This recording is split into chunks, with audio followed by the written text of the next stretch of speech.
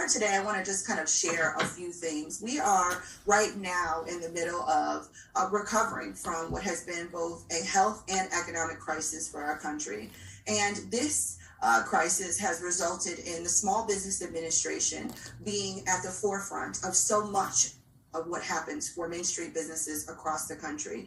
Just this year, the SBA has released nearly 450 to support small businesses across the country and represents nearly 30 million small businesses and growing across our nation to ensure that they have equitable access to resources, access to contracts, and access to educational supports through our network of resource partners. I actually happen to lead the Office of Women's Business Ownership. And right now, we have been at a very critical juncture where we have seen women walking out of the labor force at the highest rate since 1988.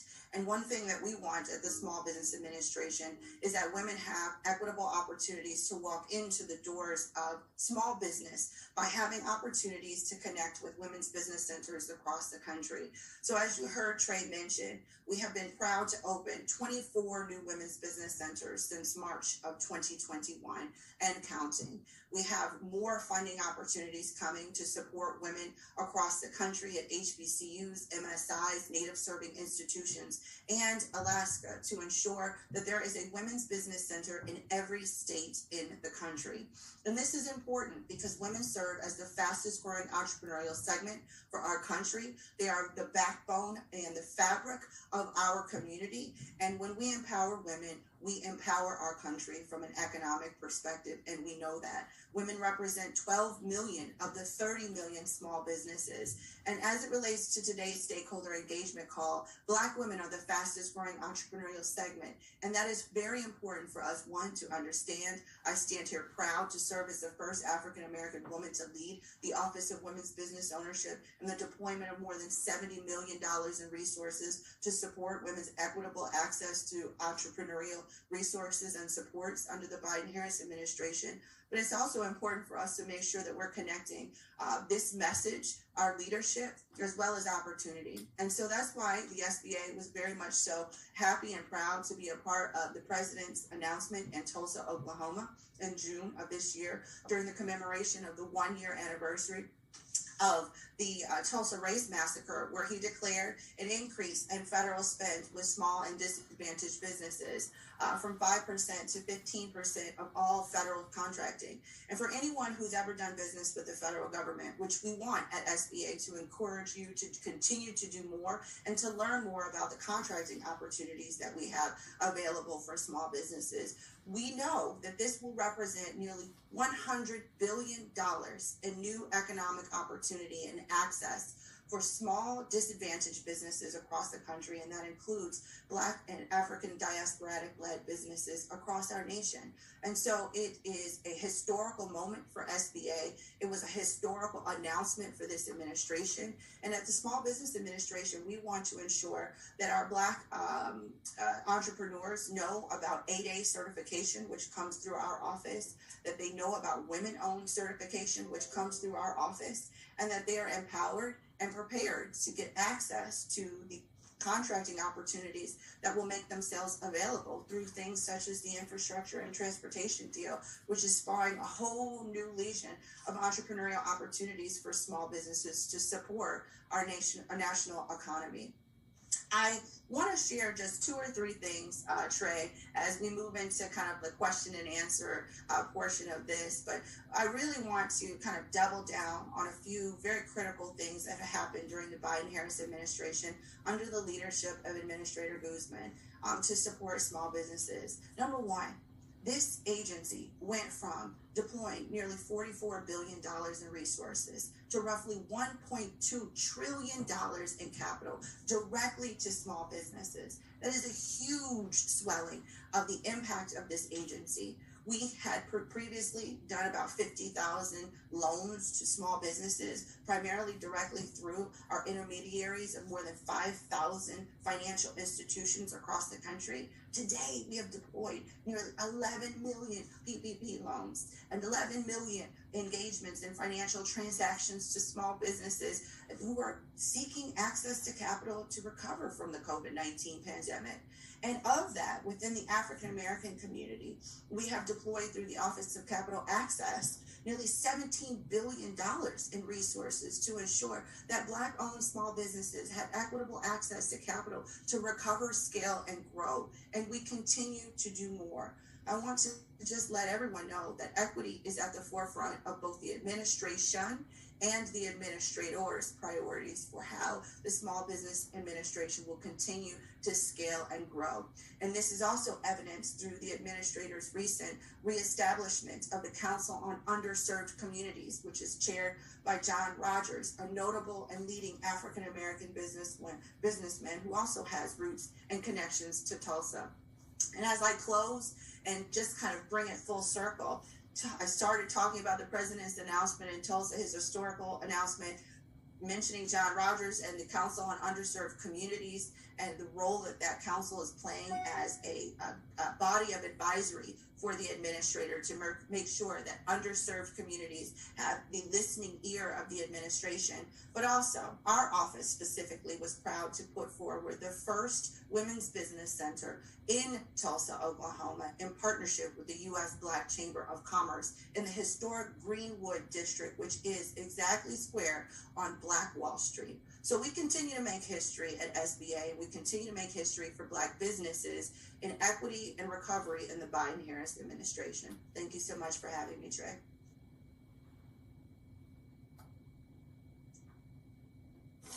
Thank you so much, Assistant Administrator Natalie Cofield, for giving us that rundown of just all the programming. And I think a lot of our stakeholders, and these are people from across the country, didn't necessarily know about what all was available to them. And so if you have time, we'd like to ask you just a couple of questions from some of our stakeholders that have been on the call here and submitted questions. The first comes from Ebony Capshaw, who's a member of the Knoxville, Tennessee NAACP. And she gets straight to the point. And I think that's what a lot of people want to know here.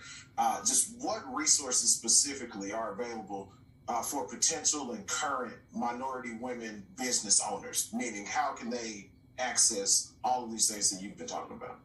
Absolutely. And Ebony, as a former entrepreneur myself, I know exactly what it feels like to be looking for resources and how difficult at times it can be to find it. So here's what I'll say. Number one, SBA.gov should be your friend. It should be in your history. It should be starred on your internet, and it should be a space and place that you go to often to learn more about different resources that SBA has to offer, such as being able to walk into one of our 900 SBDCs across the country, one of our 140 women's business centers across the country, to have the ability to ask direct questions to our center leadership, business advisors, coaches, and trainers who can work with you directly. And these resources are available across the country. All, again, available on SBA.gov. The 8A contracting and certification programming that I mentioned to you has been responsible for generating and creating the largest number of Black millionaires in the United States of America. And it's important for you to get familiar with the program to understand the requirements of application, and you can find that in the contracting section of SBA.gov. The access to capital resources that exist outside of the scope of what we have all come to know SBA for, which are the disaster recovery initiatives such as COVID EIDL and PPP and shuttered venues. But we have the 504 loan program, the 7A loan program, and so much more, micro-lending opportunities for small businesses. And those come both from the SBA as well as our partnership with nearly 5,000 intermediary CDFIs and financial institutions across the country. I'd like to make one point here while we talk about CDFIs and also say that this administration has doubled down on its financial commitment, understanding that community development financial institutions are the backbone of how Main Street businesses across the country get funding. And so Vice President Kamala Harris and this administration have recently made an announcement to invest billions of dollars in resources to support the advancement of CDFIs. You can find out how to get connected to a CDFI in a community near you by going to SBA.gov. And so those are the direct, immediate resources that the Small Business Administration offers and provides. And through the courses that we have, like the Emerging Leaders Program, which is also produced by the SBA, we encourage you to find out more about how you can personally touch and engage with us. If you're not able to find a center in a community near you, check out our online digital platform, Ascent, which is responsible for ensuring that women have equitable access to training and resources no matter where they are from their kitchen table by just going to ascent.sba.gov, and it's an entire training platform to teach you how to start, scale, and grow. Thank you so much for that incredibly valuable resources that you just laid out.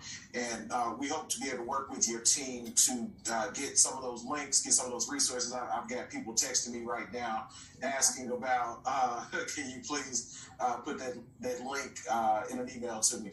So just one other question from one of our audience members. This is Frank Turner, who asked, what are the plans, or if there are any plans, to assist Black investment managers? Absolutely. So a hidden gem at the Small Business Administration is our SBIC program, which is responsible for providing funding to support venture-backed organizations, which provide venture capital to small businesses across the country. And in fact, the SBIC program was responsible for providing over $7 billion in long-term funding to more than 1,000 businesses across the country. The Administrator Guzman, knows that we can continue to do more to support the diversity in the venture capital industry through the resources that we have at the Small Business Administration. And so as the Office of Investment and Innovation continues to advance their agenda, they have a forthcoming summit on diverse and emerging fund managers, which is designed to ensure that more and a broader array of diverse funders have access to resources from SBA to learn about the SBIC program, and also engaging with our HBCU community to ensure that we're building the next generation of venture capital managers, fund managers, and companies that receive VC. As we know, we'd like to see the next Fortune 500 company come out of a diverse SBIC funded business. Absolutely. Really appreciate that. We're gonna let you go now, but before you leave, this is a group of stakeholders who represent faith organizations. They represent fraternities and sororities. They represent all sorts of service organizations across the country. Are there any just final things that you'd like to share with this group, or any final messages from the SBA that you would like to share for their benefit today? Absolutely. And as a proud member of Delta Sigma Theta Sorority Incorporated, 1913, my pen here, I'd like to just say hello to all my sorors who are watching today. But one thing I did not mention was the Community Navigator Pilot Program that Administrator Guzman also recently announced, which was an initiative of the Biden-Harris administration that was designed to ensure that more organizations, through a hub and spoke model, were able to come to the table as partners to SBA and become a part of the resource ecosystem that we are creating across the country. We dispersed a funding of $100 million in funds to 51 organizations and nearly 400 subsidiary spokes across the nation, which included churches. Some of them included fraternities and sororities, HBCUs, civic organizations, all designed to make sure that if and when and always we want to be prepared to make sure that businesses understand where they can go to get access to resources. And so this builds a whole new cadre of spaces in addition to the SBDC network and the WBC network that I mentioned, which is the Community Navigator Program. And I was honored and proud to be a part of designing that program when it came out of the American Rescue Plan from the Biden-Harris administration. So those are the things that I would say. Connect with us at SBA. We are your friends. We're here. You have a champion in me in my office, and you have a champion in Administrator Guzman and this administration. Thank you for having me, Trey. Thank you so much, Assistant Administrator for the SBA, Natalie Cofield, for coming on and joining with us today. We really appreciate everything you're doing. Those community navigator programs are phenomenal.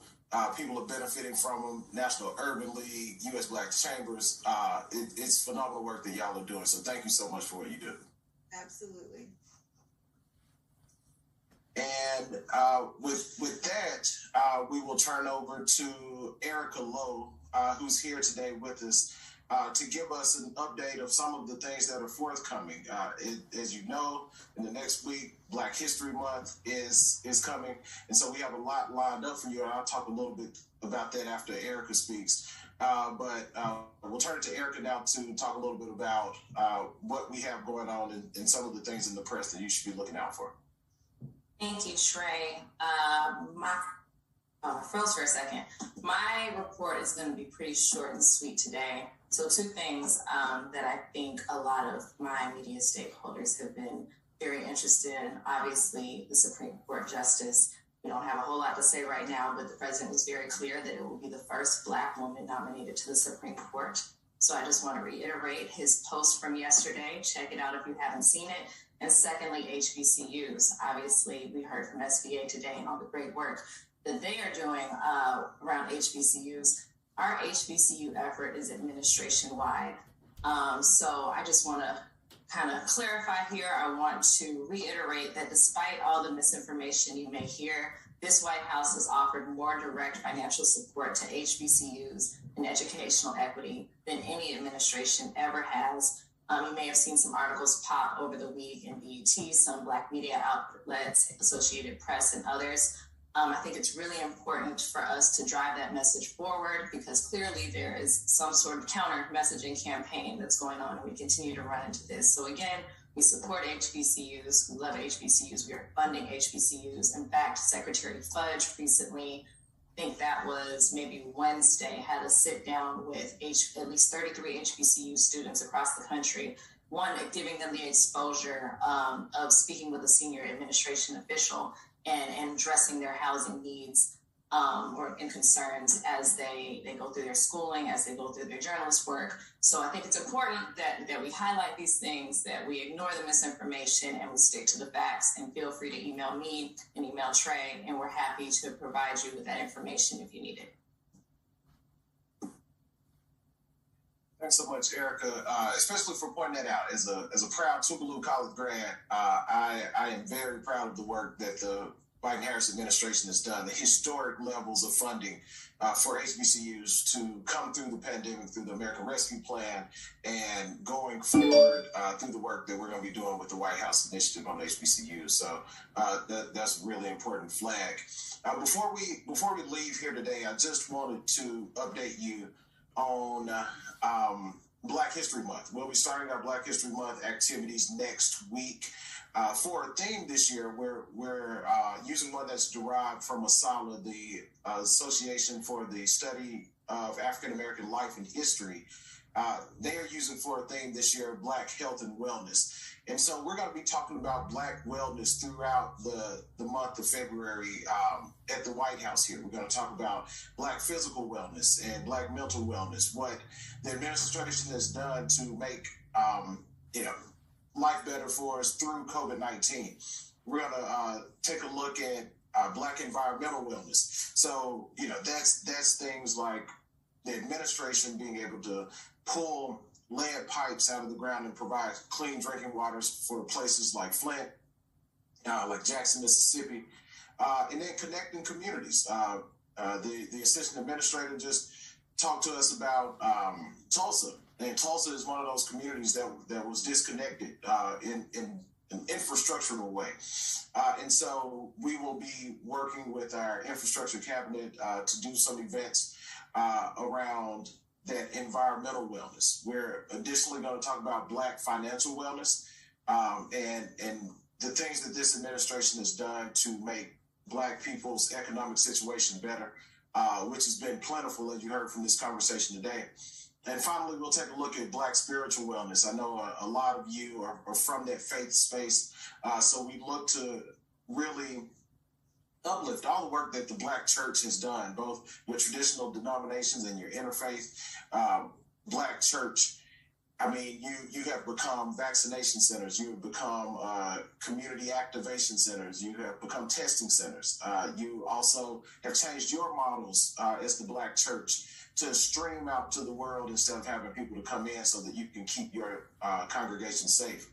And so we'll take that as a theme, but we'll also celebrate different portions of Black life and celebrate some of the Black staff members that we have, administration. This is such a historic administration, from the vice president to the secretary of defense, all across the administration. So we'll have a lot more to say to you, Dan. We'll have a special Black History Month version of this stakeholders call here next week.